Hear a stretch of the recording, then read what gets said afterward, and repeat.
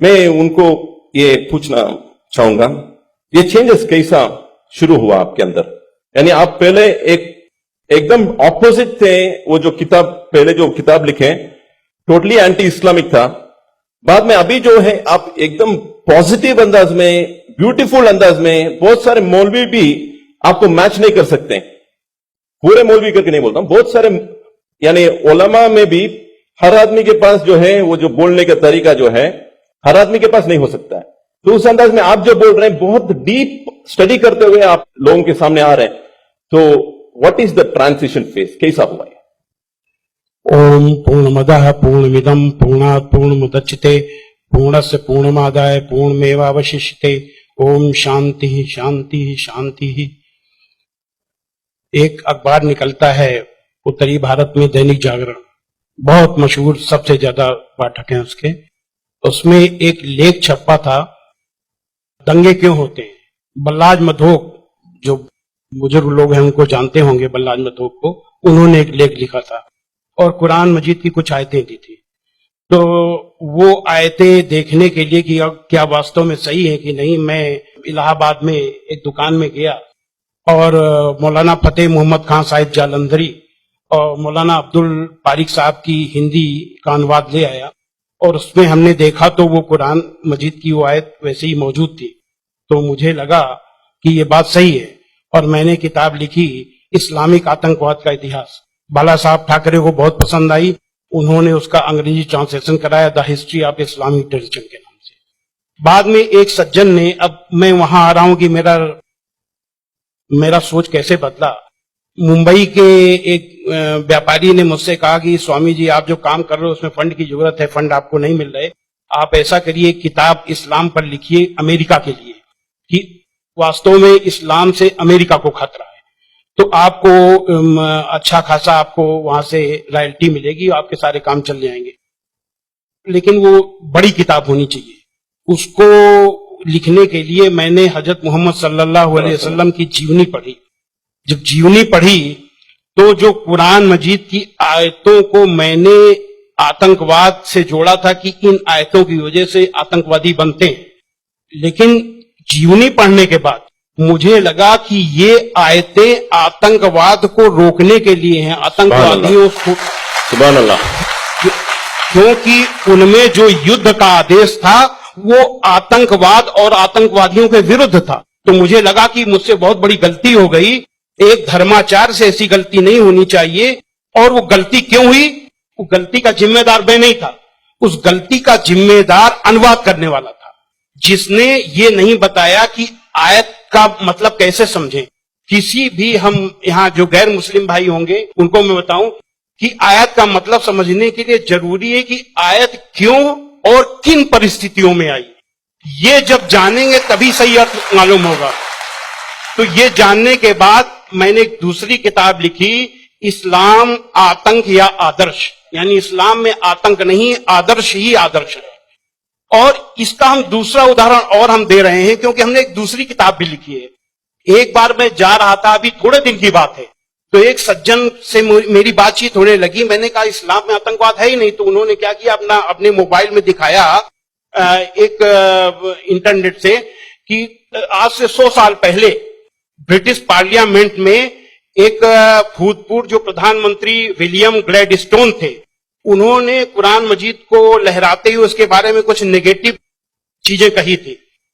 तो मुझे बिल्कुल अपनी बात याद आ गई कि जैसे मैंने गलत समझा वैसे विलियम ग्लैडस्टोन ने भी गलत समझा, और उसके जिम्मेदार वो नहीं, अनुवाद करने वाले थे, क्योंकि उन्होंने सही अनुवाद उसको सही ढंग से एक्सप्लेन क्यों नहीं किया।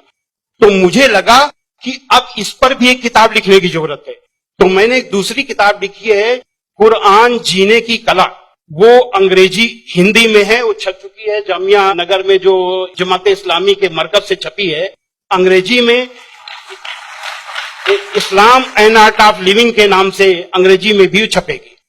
अब इन सारी चीजों जो मैंने इस्लाम को देखा, कुरान को देखा, उसके हिसाब से मैं एक छोटे से निष्कर्ष पे पहुंचा कि इंसान में इंसानियत लाने के तरीके का नाम इस्लाम है। और ये जुमला नहीं है, ये जुमलेबाजी नहीं है कि मैं अपने तरफ से मैंने कोई एक मुहावरा कह दिया, एक जुमला फेंक दिया। ये बात दलील के साथ मैं बताऊंगा, और मैंने दलील के साथ देखा है। ये इंसानियत के दुश्मन है, काम, क्रोध, मद, लोभ, मोह, ये दुश्मन है। और कुरान मजीद में इन सब के लिए बहुत ही बड़ी बुराई बताया गया है और रोक लगाई गई है। पहले एक चीज हम काम को ले लेते हैं। काम यानी कि किसी भी महिला को, किसी भी औरत को अपनी बीवी को छोड़ करके, और दुनिया की जितनी महिलाएं हैं उनको अपनी मां, बहन, बेटी समझना, ये कुरान में बहुत ही सख्ती से पालन करने के लिए कहा गया है। अभी तक आप लोगों ने देखा होगा कि जो गैर मुस्लिम भाई हो सुने कि किसी भी मर्द को देख करके औरत को अपनी निगाहें नीची कर लेना चाहिए, लेकिन कुरान का क्या हुक्म है?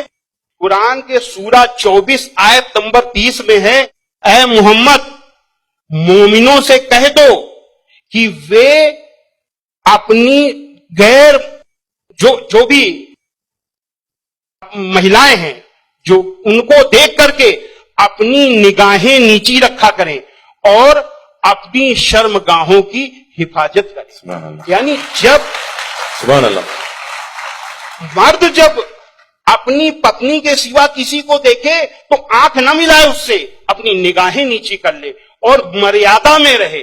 ये पुरुष के लिए ये बनाया गया नियम, और यही नियम औरत के लिए भी, दोनों के लिए वही नियम बनाए गए। ये नहीं कि केवल औरत के लिए। कहते हैं कि इस्लाम में औरत को दबाया जाता है, लेकिन मर्द के लिए कितना सख्ती से नियम बनाया गया। तो ये काम के लिए कितनी सख्ती की गई। क्रोध, गुस्सा के लिए सबसे पहले गुस्सा का तरीका इस्लाम में इतना आसान बताया गया कि देख करके मैं सबसे ज्यादा प्रभावित हुआ। कहा जाता है अगर गुस्सा अगर किसी का रुक जाए तो वो पूरा संत बन गया, साधु बन गया।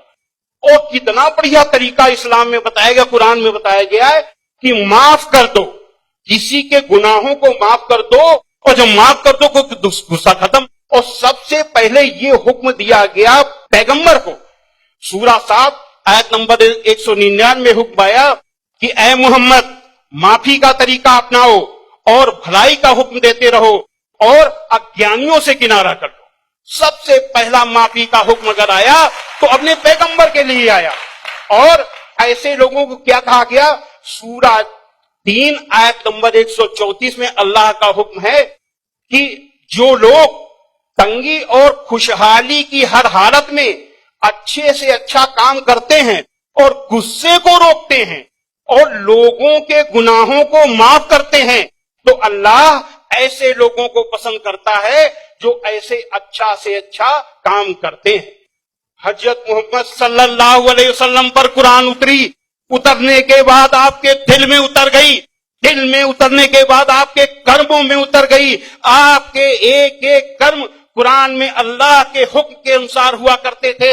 आपने पहले खुद अपने आचरण में लिया, अपने अखलाक में लिया, तब दूसरों को बताया। फतेह मक्का के दिन वो अबू सुफियान जो आपके खिलाफ मक्का की एक एक लड़ाई में आपका के खिलाफ नेतृत्व करते थे, जब वो सामने पड़े फतेह मक्का के दिन, तो हजरत मोहम्मद सल्लल्लाहु अलैहि वसल्लम ने कहा कि आज अबू सुफियान को माफी, और जो अबू सुफियान के घर में दाखिल हो जाए उसे भी माफी। आज जो अपने घर के दरवाजे बंद कर ले उसे माफी, जो मस्जिद में चला जाए उसे भी माफी। अब आप सोचिए, जिस मक्का में कदम कदम पे आपका विरोध था, कदम कदम पे आपके रास्ते पे रोड़े अटकाए गए, और जो 10,000 लोगों की फौज के साथ आप जब पहुंचे तो किसकी हिम्मत थी कि सामने होता? सारे के सारे लोग छिप गए। जब हजरत मोहम्मद सल्लल्लाहु अलैहि वसल्लम ने देखा कि कोई नहीं दिखाई दे रहा, तो बहाना बनाया माफी देने का। ये बहाना क्या बनाया कि जो यहां चला चुप जाए उसे माफी, जो वहां चुप जाए उसे माफी, जो वहां चुप जाए उसे भी माफी। यानी किसी न किसी बहाने सबको माफी, माफी, माफी और माफी। माशाल्लाह। स्वामी जी, आपको रोकना मेरे दिल में क्या है, ख्वाहिश तो नहीं है, मगर मैं पैनल डिस्कशन कंडक्ट कर रहा हूं अभी, इसलिए आपसे एक सवाल भी मैं करूंगा। मैं समझ रहा हूं आपके जो रिसर्च बहुत डीप है, फिर भी एक सवाल मैं आपसे पूछना चाहूंगा। अभी आपको ये रिसर्च होने के बाद क्या आपको ये लग रहा है कि मुसलमान जो आजकल के बहुत सारे मुसलमानों जो है वो खुद जितना आपने रिसर्च किए अक्सर लोग रिसर्च नहीं करें, क्या ये एक वजह हो सकता है?